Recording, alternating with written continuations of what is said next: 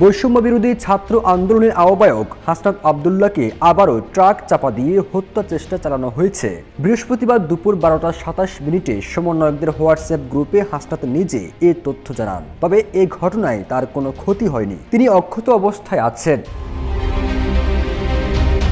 এই ঘটনায় হোয়াটসঅ্যাপ গ্রুপে হাসনাত জানান, আমার গাড়িতে আবারও ধাক্কা দেওয়া হয়েছে। ঢাকায় ফেরার পথে যাত্রাবাড়িতে এই ঘটনা ঘটে। এই বার্তার সঙ্গে তিনি দুটি ছবি যুক্ত করেন। সেখানে দেখা যায় একটি সাদা রঙের পিকআপ হাসনাতকে বহনকারী প্রাইভেট কারের পেছনে ধাক্কা দেওয়া অবস্থায় লেগে আছে। বৈষম্য বিরোধী ছাত্র আন্দোলনের মুখ্য সমন্বয়ক আব্দুল হান্নান মাসুদ সামাজিক যোগাযোগ মাধ্যম ফেসবুকে জানান, হাসনাত আব্দুল্লাহকে আরেকবার যাত্রাবাড়িতে গাড়ি চাপা দিয়ে হত্যা চেষ্টা।